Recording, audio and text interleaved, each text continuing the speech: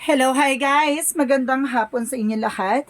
This is Shirva Masagari Channel, a faith healer, also matarder. So ngayong hapon natutunan natin ang nagsasabihin sa iyo ng ating mga gabay. This is weekly gabay for the month of September 23 hanggang September 30 for the sign of Virgo. So Virgo, welcome to my channel. Ano kayang messages, advices, and spirit guides ang ating masasaga for today's video? Ano kaya kaganapan sa buhay ng mga Virgo ang ating mahagilap? So guys, this reading is a journey din lamang, hindi lahat makaka-resonate. Kunin lamang pa makaka-relate sa inyo and comment down below kung kaninong energy ang ating nasagap. Maraming salamat guys, and tingnan natin ka ng messages sa iyo ng ating mga gabay. Angel Spirit Messages, anong pinaka-mensahe sa iyo ng ating mga gabay for the sign of Virgo? Angel Spirit, please give me information. There's a tower moment. There's a sudden changes, no? Let's see what is additional messages. Parang there's a sabi ko na. 'Di ba? May nagba-backstab sa iyo dito. There's a destroyer or something na kumbaga may sumisira sa iyo na gusto ka pabagsakin dito. There's a Ten of Swords, backstabbing with the Sun card, no? Nagkakaroon ka ng positive energy, ng clarity, ng success dito. Pero, kumbaga, may sumusubok kang, tinatrader ka nito. At the same time, there's a Two of Swords, there's a decision. Kailangan mo na magdesisyon. Baka nalaman mo ng katotohanan, diba? And of course, there's an Eight of Pentacles. And of course, sinasabi dito, mag-focus ka sa trabaho mo, sa negosyo mo. Additional messages. And of course, sinasabi dito with Nine of Cups, there's a wish fulfillment. Na may isa sa katuparan ka dito. About sa trabaho mo. And of course, there's a Seven of Cups. There's a lot of option or confusion. No? Marami nang gugulo daw sa'yo. Marami na gusto ka talagang siraan at pabagsakin. With the Star card, no? Sinasabi dito, there's a healing and miracle. Maaaring magkakaroon ka ng healing and happiness dito nang hindi niya kumbaga gusto kanya pabagsakan. The more na pinapabagsakan niya, the more ka namamayagpag. Ganun di ba? What is the Sun card? What is the Sun card? And of course, there's the Moon card. There's a revelation, di ba? Parang binigyan ka kagad ng dito kumbaga, alarming, nalaman mo kagad kung sino siya, 'di ba? Ngayon aware ka na. At the same time, there's a Three of Pentacles. Some of you katrabaho mo or there's a collaboration Ibig sabihin dito, nakikipag-usap sa iyo. Ibig sabihin plastikada siya, So what is the Eight of Pentacles? There's a King of Wands, control. Kailangan mo kontrolin about sa negosyo, trabaho mo, no? Pag sa trabaho, pag sa negosyo, pagdating sa bahay. Na wag mong dinadala yung problema kung saan-saan. And of course, there's the word card. There's a trouble or there's an information na magdadala sa iyo sa wish fulfillment. So, what is the Tower moment? And of course, the Seven of Cups. What is the Tower moment and the Seven of Cups? Okay, there's an Empress card. There's a revert, no? Magkakaroon ka doon after mong kumbaga mawalan, 'di ba? Magkakaroon ka ulit, 'di ba? Pagkatapos mong guluhin dito, parang bigla ka mamamayagpag out of nowhere. And of course, the Ace of Wands, there's a new beginning coming in.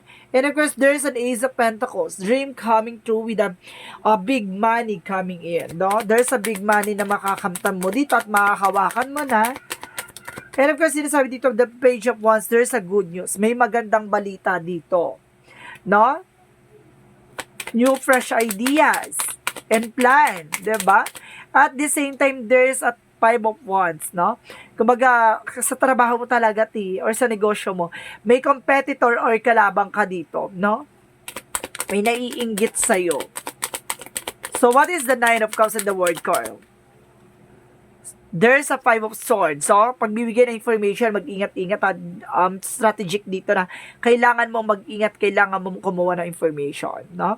Huwag ka nagbibigay ng mga thoughts and of course ng vocal or something ng dito, ng verbal expression or something. Huwag ka nagbibigay ng information sa kanya kasi pinaplastic ka din at the same time mga katrabaho mo. Pag nakarating sa kanya, may dagdag na.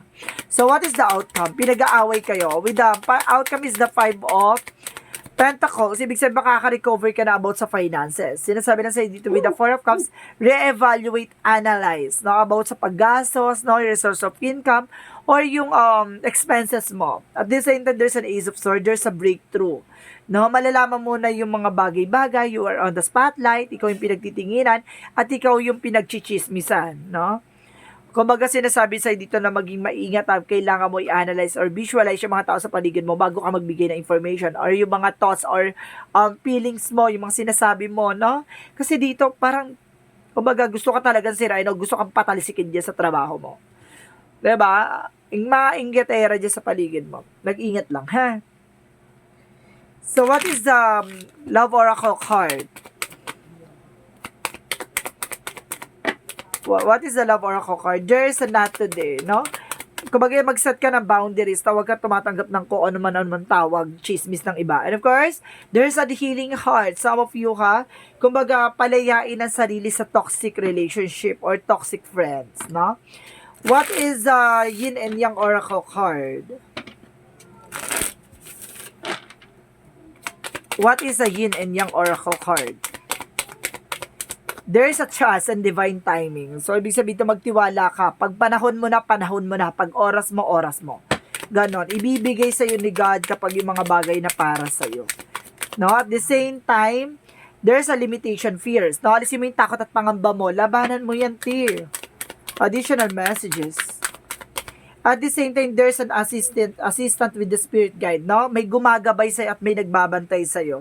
Maniwala at magtiwala ka, diba? And the power of the dark, there's a family and home, no?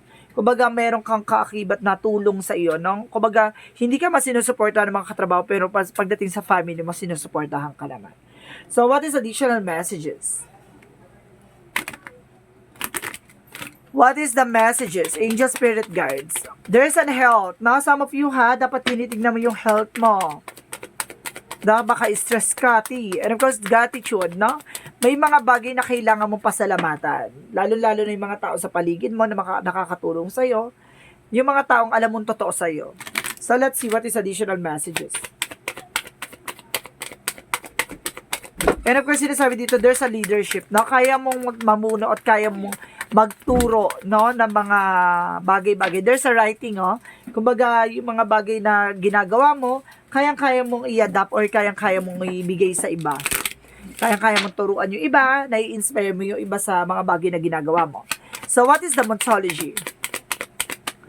What is the Moontology? Step out of your comfort zone. No? Kailangan mong kumawala sa comfort zone mo and you are good enough. No? Pagdating sa sarili mo, sapat ka na daw. And of course, you're very close to achieve your goal. No? Napakalapit mo na para matupad at may sakatuparan ang mga pangarap mo. So, let's see what is additional messages. And of course, sinasabi dito, guys, there's a Paris, no? Enjoyin mo lang yung ginagawa mo. Huwag ka masyado nagwo-worry, no? And of course, there's a mystery. Diba? Sa likod niyan may mga misteryo. There's an hidden agenda, hidden enemies, and of course, listen to your intuitions, no? Makinig ka lang sa gut feeling mo at the same time sa inner voice mo. So, what is the chakra? Chakra is acceptance, pagtanggap na hindi lahat ng tao magugustuhan ka at hindi lang lahat ng tao ay sasang-ayon sa'yo. No? Pagtanggap. And of course, sinasabi dito, there's a confusion na maraming taong manggugulo sa'yo. Maraming taong guguluhin ka. Pero kung magpapagulo ka, diba? What is the energy?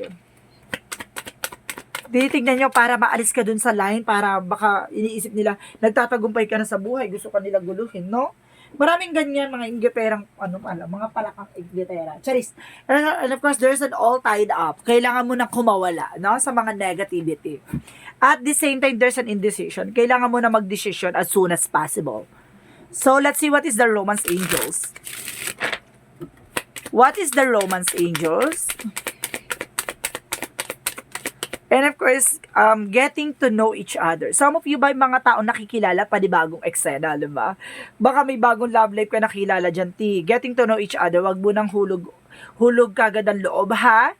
As you reveal your innermost selves to each other, you bond deepest, no? Kilalanin mo ng malalim hanggang sa malalim na malalim. Diba? Char. So, what is Archangel Michael messages? What is Archangel Michael messages for the sign of Virgo? You created the situation and you have the power to change it, 'di ba? Ikaw yung naglagay sa sitwasyon mo diyan, ikaw din yung makakagawa ng paraan para makaalis ka diyan. At the same time, self-respect, no? Respetuhin mo yung sarili mo. 'Di ba? Sabihin mo sa sarili mo, kamahal-mahal ako. Ganon. Kumbaga, kung ayaw mo sa akin, dead ma. Gigigil ako sa'yo. Ganon. So, what is Archangel Raphael messages? Archangel Raphael messages, okay. Stay positive, 'di ba? Stay positive. Positive thoughts, positive thoughts create a positive outcome, 'di ba? So, what is the Jesus loving quotes? What is the Jesus loving quotes? You are the light of the world. So, ikaw yung magsisilbing liwanag, 'di ba? Ng mga tao sa paligid mo, ng mga taong minamahal mo, ng mga taong magmamahal sa'yo. So, what is the angel's number? Angel's number represent the 14. I am practical. So, ibig sabihin, maging practical ka dito. You are open-minded and always up to try something new. Yet, you are wise enough to stop and think before you jump into things. Things pragmatic approach help ensure your time, attention, and efforts are meaningful. Ibig sabihin dito, hindi mo muna, kumbaga, kinukuha yung isang bagay nang hindi mo, wala kang assurance. Ganon. Kumbaga, nagiging wise ka na dito sa mga bagay-bagay. Ganon. Diba? Kumbaga, madalas ka nang naluloko, madalas ka na nabubudol. So, ngayon ay wise ka na. So, what is the messages of life? Self-love. Wow. Talagang self-love talaga ha. Today, I love myself fully. I accept myself exactly as I am. I am able to recognize my own divinity and to appreciate the purity of my soul. I take time to take care of myself. I enjoy myself. I nourish myself. I am kind to myself and I am grateful for who I am. No? Yung pagmamahal, diba? Yung pagtanggap sa sarili mo. Kahit na ano man ang nangyari sa sarili mo. And of course, yung flaws, yung mga bagay na kakulangan mo, mga bagay na kung ano man ang meron ka, tanggap mo. At kung mga taong darating sa buhay mo, kung mamahalin ka, 'di ba? Ganun na yung ano mo ngayon, perspective mo eh. So guys, this reading is a weekly gabay for the month of September 23 hanggang September 30 for the sign of Virgo. This reading is a general reading lamang, hindi lahat makaka-resonate. Kunin lamang pa makaka-relate sa inyo and comment down below kung kaninong energy ang ating nasagap. Maraming salamat guys and see you in the next video. Bye-bye and babush!